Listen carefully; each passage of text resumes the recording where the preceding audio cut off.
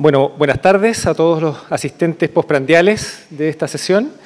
Quiero agradecer, por supuesto, al comité organizador el haberme invitado a dar esta conferencia y que tiene este nombre tan poético, ¿cierto?, que es la hipoglicemia en no diabéticos, más allá de lo evidente. La verdad que cuando uno piensa en hipoglicemias en no diabéticos, lo primero que aparece es el insulinoma, pero vamos a ver que hay algo más allá de lo evidente. No tengo conflicto de interés para esta presentación, salvo, por supuesto, el de mi familia, que siempre me apoya y se priva un poco de mi compañía al preparar estas charlitas. Estos son los contenidos de mi presentación. Vamos a presentar un caso clínico y después desarrollar efectivamente las etapas de fisiología, de diagnóstico y de terapia de esta condición.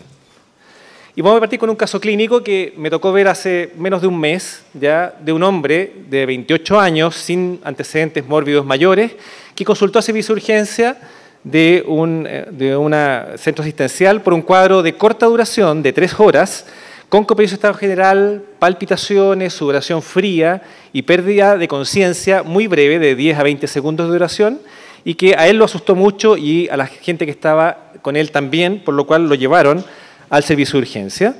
Y cuando ingresó al triage del servicio de urgencia se constató una taquicardia sinusal de 100 por minuto, una presión arterial normal para un hombre joven y estaba febril en ese momento. Y dentro de las cosas que les llamó la atención poderosamente al personal que estaba en el momento, que el paciente estaba decaído, ya había recuperado conciencia, pero le hicieron una glicemia capilar que mostró 48 miligramos por ciento.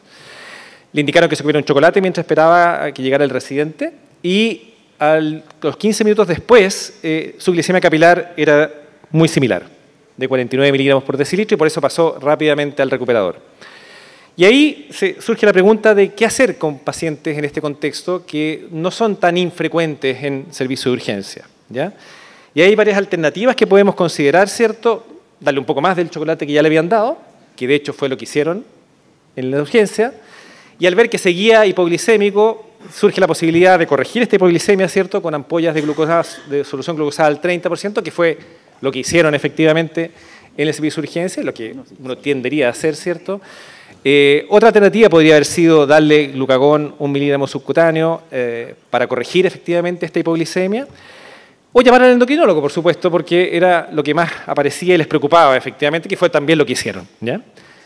Pero la verdad es que probablemente lo que había que haber hecho era otra cosa. Y vamos a ver un poco cómo debemos desarrollar un caso como este, si nos toca verlo, y también para introducirnos un poco en el tema. ¿Qué es la hipoglicemia? La verdad es que los niveles de glicemia plasmáticos tienen una distribución normal en la población. Y los niveles sobre o bajo el cual se consideran normales, la verdad es que son de consenso, ¿ya? Cuando hablamos de disglicemia, consideramos que por consenso, efectivamente, valores superiores a 100 se asocian a mayor riesgo cardiovascular y mayor riesgo de progresión de diabetes. Y esto es de consenso, ¿ya? Y los valores mínimos ni siquiera se ha logrado establecer qué es un valor de consenso para considerar a un paciente con hipoglicemia. Por tanto, es bastante jabonoso el tema que me pidieron que hiciera. Para introducirlos un poco más al respecto de cómo responde el organismo a la hipoglicemia, cuando tenemos niveles bajos de glicemia, la primera respuesta es que el páncreas, inteligentemente, ¿cierto?, disminuye la producción de insulina, lo vamos a ver un poquito más en detalle, y aumenta la producción de glucagón. Esto además es sensado a nivel de la médula suprarrenal y se estimula la producción de epinefrina, y también a nivel central se desencadenan respuestas adaptativas de hambre que llevan, por un lado, en conjunto a un aumento de la liberación hepática de glucosa y también el aumento de la ingesta calórica por la sensación de hambre, y esto vuelve, obviamente, al paciente a tener una glicemia normal. Yendo más al detalle de lo que pasa dentro de la célula beta, dentro de la célula beta hay componentes sumamente importantes que permiten regular y permitir la respuesta normal de secreción o inhibición de la secreción de insulina, como es la presencia de transportadores de glucosa en su membrana, como es este canal de potasio ATP dependiente, donde se generan muchas de las mutaciones que pueden generar hipoglicemias habitualmente neonatales, como el mismo canal y también la molécula adosada, que es el receptor de sulfonilurea, que no voy a detallar porque estamos hablando de hipoglicemias bien en adultos. Y esto desencadena, por supuesto, finalmente la respuesta de la célula beta, que es la secreción insulínica o la inhibición de su secreción. Los niveles de respuesta a los cuales el organismo responde para montar respuesta de contrarregulación se inician cuando la glicemia venosa baja de 70 miligramos por ciento. Se activan estos mecanismos y permiten en muchos casos corregir esta hipoglicemia. Ya cuando la glicemia en general baja de 55 aparecen los síntomas clásicos de tanto adrenérgicos como neuroglucopénicos de hipoglicemia, pero que cuando el fenómeno se mantiene en el tiempo, este umbral característico puede incluso disminuir, ¿ya? E incluso, para complicar más la existencia, hay pacientes que pueden tener eventualmente glicemias bajas en ayunas sin tener síntomas de hipoglicemia. Por ejemplo, si dejamos que esa muestra de glucosa tomada en sangre permanezca sin ser procesada, puede haber un metabolismo de la misma muestra y de la glucosa de la misma muestra y disminuir sus niveles en la medición posterior. Pero también mujeres jóvenes de peso bajo, normal, y niños también pueden tener glicemias eventualmente en este rango. Pero si tenemos un paciente, aunque esté absolutamente asintomático, con una glicemia de ayunas menor de 45, obviamente ese paciente requiere ser estudiado. Por otro lado, si el paciente puede tener estos síntomas que son inespecíficos, pero tiene niveles de glicemia venosa normales, superiores a 70, la verdad que excluye a la hipoglicemia como causante de los síntomas descritos. Por tanto, la definición es un poquito amplia, ¿ya? Porque se define la hipoglicemia como la capacidad de mantener una glicemia normal. Es extremadamente improbable que se presente con glicemias menores de 55 miligramos por ciento. Hay que considerar que efectivamente algunas embarazadas también pueden tener niveles de glicemia y que solamente un pequeño acápite, cuando hablamos de hipoglicemia en diabéticos, el concepto tampoco es categórico. Se habla de un valor de alerta de hipoglicemia cuando es menor de 70 y con una hipoglicemia con significación clínica cuando es menor de 54. Las manifestaciones son frecuentes, inespecíficas. Muchos cuadros pueden parecerse a una hipoglicemia. Hay manifestaciones adrenérgicas, hay otras que dependen más de la activación del sistema colinérgico y también las más graves, por supuesto, son las neuroglucopénicas que pueden llevar al compromiso neurológico que puede ser bastante grave, ¿ya? Pero son extremadamente variadas y frecuentes en pacientes que no necesariamente puedan tener hipoglicemia. Por tanto, no nos basta solo con la clínica, ¿ya? Y no nos basta tampoco con los síntomas. Hay que considerar cuáles son los síntomas que predominan en el paciente, en qué momento del día se presentan, si tienen o no relación con la alimentación del paciente, qué comorbilidades puede tener ese paciente, qué fármacos puede usar, y también la posibilidad, del punto de vista ambiental, que pueda tener eventualmente alguna posibilidad de que esa hipoglicemia sea causada por el consumo de medicamentos, ¿ya? Por tanto, no hay que solamente preocuparse de si tiene o no hipoglicemia, sino que además hacer una anamnesis bastante completa en estos pacientes, ¿ya? Al ser la hipoglicemia real una patología de baja frecuencia, para hablar efectivamente de una hipoglicemia significativa que amerite estudio, tenemos que pedir efectivamente que este paciente tenga lo que llamamos la tríada de Whipple, que es síntomas de hipoglicemia, de los cuales ya habíamos hablado, pero siempre asociados a glicemias venosas bajas, habitualmente bajo 55, ¿ya? Y que estos síntomas desaparezcan si logramos normalizar la glicemia, ¿ya? Y es importante que debiera documentarse esta tríada antes de iniciar el estudio, ya que el estudio de una hipoglicemia es un estudio complejo y no deja de ser también riesgoso, ¿ya? ¿Cómo entonces hacemos el diagnóstico? ¿Qué herramientas, aparte de la sospecha clínica que debemos tener siempre en un paciente que se presenta con los síntomas adrenérgicos o neuroglucopénicos, tener? La glicemia capilar, por ejemplo, podría ser una alternativa, tiene alta disponibilidad, mucha gente tiene acceso a medir su glicemia capilar, tenemos un resultado en 5 o 10 segundos, podemos hacer que el paciente mismo se monitoree. El problema es que en general los monitores de glicemia habitualmente tienen una dispersión bastante amplia en niveles bajos de glicemia. Esta es una publicación antigua de hace 10 años atrás aproximadamente, donde se ve que la dispersión entre la relación real de la hipoglicemia y el valor que da el monitor es mucho mayor en los niveles bajos de glicemia. Con el avance de la tecnología uno podría suponer que esto se ha mejorado, pero la verdad que este estudio, publicado hace bastante pocos años, muestra que también están graficadas prácticamente todas las marcas más importantes de monitores de glicemia, donde se ve que cuando la glicemia está baja, bajo el umbral normal, la dispersión de los valores es tremendamente alta. Por tanto, no podemos confiar en la glicemia capilar para hacer el diagnóstico de hipoglicemia en pacientes no diabéticos, ¿ya? Y la herramienta que debemos usar es la glicemia venosa, ¿ya? Es el gold estándar, es fácilmente accesible, tiene bajo costo, pero sí requiere por lo menos 1 hora de procesamiento, ¿ya? Por lo tanto, si tenemos un paciente en cual sospechamos que tiene una hipoglicemia, pero está con poca sintomatología, podemos esperar 1 hora. Si el paciente está sintomático y eventualmente puede amenazar su vida, podemos eventualmente tomar conductas, pero por favor siempre tomar antes una muestra de glicemia venosa, ¿ok?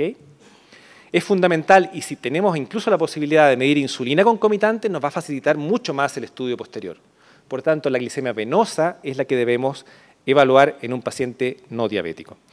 La PTGO podría ser una alternativa, la prueba de tolerancia a la glucosa oral, es simple, es disponible, pero tiene baja reproducibilidad para el diagnóstico de hipoglicemia. Muchos pacientes hacen hipoglicemia a las 2 horas después de la carga de 75 gramos de glucosa. No sabemos o no está claro qué intervalos tenemos que usar para hacer el diagnóstico de hipoglicemia y por tanto la interpretación de los resultados es difícil. Por tanto, en general, no es recomendable hacer una PTGO en un paciente en el cual sospechamos una hipoglicemia. Cuando ya hacemos el diagnóstico, tenemos muchas posibilidades diagnósticas que tenemos que considerar, que están a distintos niveles de estos mecanismos de regulación que ya señalamos, ¿ya? Y nos podemos enfrentar a 2 situaciones generales, cuando esta hipoglicemia es no dependiente de la insulina o cuando es dependiente de los niveles de insulina. Las enfermedades graves son capaces de producir efectivamente hipoglicemias independientes de los niveles de insulina y sobre todo también algunas deficiencias hormonales donde llama la atención como causa predominante la insuficiencia suprarrenal. En aquellas dependientes de insulina, ahora sí nos aparece el insulinoma como causa, ¿ya? Pero no es la única causa dependiente de insulina. Hay otras causas también que voy a tratar de comentarles un poco más adelante. Y también está la hipoglicemia reactiva. La hipoglicemia reactiva también se ha considerado un fenómeno frecuente, pero la verdad es que es una entidad nosológica poco clara. Hay poca correlación entre los síntomas y los niveles de glicemia que se obtienen. Hablábamos ya de la poca reproducibilidad de la PTGO. No hay una buena correlación con un test más complejo que es el test de comida mixta. Por tanto, en general, los mecanismos no están claros, ¿ya? De hecho, no hay publicaciones en los últimos 4 años en PubMed de este fenómeno y algunos dudamos de su efectivamente como entidad nosológica propia. Por tanto, no debiera considerarse un desorden hipoglicémico. Se puede hacer eventualmente manejos empíricos como fraccionamiento de comidas, bajar el índice glicémico, aumento de la fibra de la dieta y eventualmente el uso de acarbosa. Pero ojo con este diagnóstico, ya que en general aparentemente no es una enfermedad propiamente tal. ¿Cómo nos orientamos básicamente cuando nos enfrentamos a una hipoglicemia real en un paciente? Primero, descartar el uso de fármacos que pueden producir hipoglicemia y dentro de ellos los reyes son la insulina y la sulfonilurea. Son lejos los principales medicamentos asociados a hipoglicemia. Hay una larga lista de otros medicamentos que pueden producir hipoglicemias, que son mucho menos usados, y otros en los cuales se han descrito casos, pero con muy poca evidencia. En general, los más importantes son la insulina y la sulfonilurea. Es mucho más útil para enfrentar a un paciente con hipoglicemia hacer esta clasificación entre un paciente que se ve enfermo y un paciente que se ve sano. En el paciente enfermo hay que considerar que la sepsis, la insuficiencia cardíaca, respiratoria, hepática avanzadas pueden asociarse a hipoglicemia, la insuficiencia renal también, las insuficiencias adrenales, el consumo masivo de alcohol, la inhibición prolongada es excepcional y eventualmente algunos tumores productores de IGF-2. Aquí es un paciente que se ve clínicamente enfermo, ¿ya? Y por tanto tenemos que estudiarlo de esa forma. Por ejemplo, los tumores productores de IGF-2 tienen una pléyade de mecanismos por los cuales pueden producir hipoglicemia, son tumores mesenquimales, habitualmente de gran tamaño, y que son eventualmente productores de hipoglicemia, pero el paciente se ve mal. En cambio, tenemos aquel paciente que tiene una hipoglicemia, pero se ve clínicamente sano, ¿ya? Y ahí habitualmente es la insulina endógena la responsable de esta hipoglicemia. Está el insulinoma, por supuesto, está el concepto de la hipoglicemia pancreatógena no insulinoma, las hipoglicemias que estamos viendo cada vez más frecuentemente después de un bypass gástrico, la hipoglicemia hiperinsulinémica autoinmune y también esta posibilidad que no se nos debe escapar de la ingesta de sulfonilureas accidental, inadvertida o incluso maliciosa. Cuando nos enfrentamos a un paciente en el cual hemos podido confirmar la hipoglicemia y confirmar la hiperinsulinemia, ¿ya? Podemos hacerlo con una muestra conjunta en la cual tenemos que medir la glicemia venosa, la insulina, idealmente el péptido C y el cortisol matinal o random. Idealmente, durante ese episodio, si comprobamos la hipoglicemia venosa, medir también las sulfonilureas. Lamentablemente en nuestro país son prácticamente inexistentes las posibilidades de medir sulfonilureas, tenemos que mandar ese examen probablemente al exterior. Más frecuentemente nos enfrentamos a un paciente que tiene este antecedente en el cual hemos podido tratar de objetivar, y a veces es difícil, objetivar la hipoglicemia. En estos pacientes tenemos que provocarla e inducirla con un test de ayuno de 72 horas, cuyo objetivo fundamental es diagnosticar el insulinoma. Es un estudio que tiene una complejidad bastante alta, debe hacerse protocolizadamente, hay una serie de factores que pueden producir error en la interpretación de los exámenes, hay que hacerlo en general una vez y bien. Necesitamos hacerlo en aquellos pacientes que realmente se justifique que tengan efectivamente la tríada de Whipple, no en cualquier paciente. Y ahí tenemos distintas interpretaciones y resultados que vamos a tener dependiendo del diagnóstico. Esto es, en general, cómo se interpreta un test de ayuno, en el cual, por ejemplo, los insulinomas se caracterizan por tener síntomas de hipoglicemia asociados a glicemias venosas bajas, con insulinas inadecuadamente altas, obviamente con péptidos C también altos, ¿ya? El paciente, al tener reserva de insulina, no tiene cetonemia, y que si nosotros le inyectamos glucagón al final del estudio, al tener reserva de glicógeno hepático inducido por la hiperinsulinemia, vamos a tener un aumento de la glicemia y en el cual no vamos a tener presencia de hipoglicemiantes orales. El diagnóstico clásico es el insulinoma, pero no es el único, como les digo, ¿ya? Si logramos hacer el diagnóstico de hipoglicemia hiperinsulinémica y sospechamos que el paciente tiene un insulinoma, ahí recién vamos a buscar dónde está. Las técnicas de imágenes nos ayudan, no siempre. Los insulinomas son tumores de pequeño tamaño, la TAC o la resonancia nos pueden ayudar. Incluso la endosonografía también puede ser más sensible que el escáner, porque son tumores de pequeño tamaño. Cuando están en la cabeza es más fácil de localizarlos con esta técnica. Actualmente contamos con el PET, con algunos radiofármacos, como el PET con galio 68, que también puede localizar la presencia de tejido neuroendocrino en zonas atípicas en este caso. Y también, cuando nos complica mucho más, si no tenemos imágenes, podemos llegar a tratar de localizar en qué parte del páncreas pudiera estar a través de la inyección selectiva de calcio por las ramas arteriales y medir la insulina venosa y el pic de insulina venosa que podemos encontrar. Son estudios complejos, de alto costo, que debemos hacer solo si comprobamos que tiene el paciente una hipoglicemia hiperinsulinémica. Estamos viendo, al tener una población de altísima frecuencia de obesidad mórbida, que una muy buena alternativa es la cirugía bariátrica. Y estamos viendo cada vez más casos de hipoglicemias post-bypass. Se supone que esto es un mecanismo adaptativo a hipoglicemias persistentes que el paciente pueda tener y que se hacen con el tiempo independientes de la pérdida ponderal. Son habitualmente de presentación postprandial, deben distinguirse del dumping del postoperatorio inmediato. Esto habitualmente requiere un tiempo, meses o años de postoperatorio para poder presentarse, ¿ya? Y la única forma de diagnosticarlo es tener el antecedente quirúrgico y la ausencia de evidencia de insulinoma, porque el perfil en el test de ayuno es idéntico. El manejo puede ser dietético, con fraccionamiento de las comidas, aumento de las fibras, el uso de acarbosa, pero en los cuadros más severos nos puede llevar incluso a tener que deshacer el bypass gástrico, que afortunadamente es una decisión excepcional. La hipoglicemia autoinmune también nos debe hacer pensar en esta ocasión. Es una patología en general poco frecuente, se produce un complejo entre la insulina y anticuerpos antiinsulina que tiene una configuración variable, se ha asociado inicialmente a población asiática, de hecho es la tercera causa de hipoglicemia en Japón, pero también se ha asociado a algunos HLA. Se puede asociar también al uso de algunos fármacos con grupos sulfidrilos, como por ejemplo los antitiroídeos y más recientemente el clopidogrel. Un metabolito del clopidogrel puede también provocar este fenómeno. ¿Y cómo la sospechamos? Cuando tenemos una hipoglicemia, frecuentemente postprandial, con niveles de insulina extremadamente altos. Estos fueron los primeros casos que se presentaron, publicados en la Revista Médica de Chile por la doctora Lanas de nuestro grupo, en los cuales los niveles de insulina asociados a la hipoglicemia estaban desusadamente altos, más allá de 500 o 600 mil unidades. O sea, con hiperinsulinemias muy, muy altas, uno debiera sospechar efectivamente este cuadro. Aquí hay un diagrama de flujo, donde podemos ver al paciente con hipoglicemia hiperinsulinémica, descartar que tenga drogas, ver efectivamente si el paciente se ve enfermo o no, y llevar a las etapas diagnósticas que hemos efectivamente discutido.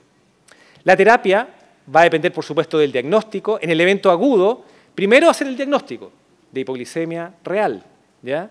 En el paciente consciente, darle aporte de carbohidratos, no necesariamente endovenoso, sino que por vía oral. Si tenemos compromiso de conciencia, ahí sí usamos la vía endovenosa o el glucagón. Si nos enfrentamos a una consulta ambulatoria, iniciar fraccionamiento de comidas, usar carbohidratos complejos, aumento de la fibra. Si podemos disminuir el pic de absorción de monosacáridos a través del uso de carbosa, en casos más graves, disminuir la síntesis de insulina con medicamentos, eventualmente inmunomodulación en los pacientes con hipoglicemia autoinmune y cirugía en los casos de insulinoma o de bypass gástrico. Volviendo al caso inicial, la alternativa era que efectivamente a este paciente le hubiéramos podido tomar una glicemia venosa, idealmente con insulina y un cortisol en el momento de que el paciente se presentó en la urgencia. El paciente estaba consciente, así que había que darle glucosa por vía oral, no por vía endovenosa. Y este paciente evolucionó con la carga endovenosa que recibió, con hiperglicemia, que fue difícil de interpretar, tenía una función suprarrenal normal, y al día siguiente empezó con fiebre, con diarrea y PCR elevada, y lo que tenía era una infección por norovirus. Posteriormente, a las 48 horas después del episodio, tenía glicemias normales con niveles de insulina normal. Por lo tanto, como conclusión, podemos ver que la hipoglicemia como síntoma es frecuente, hay que recordar las causas principales de ella, hay que hacer un cuidadoso análisis de la historia clínica y del estado del paciente y pedir glicemias venosas. El estudio es complejo, en general es mejor derivarlo a centros con experiencia en el estudio de estos casos, y tener claro que efectivamente el diagnóstico clínico es primero y la glicemia venosa después. Muchas gracias.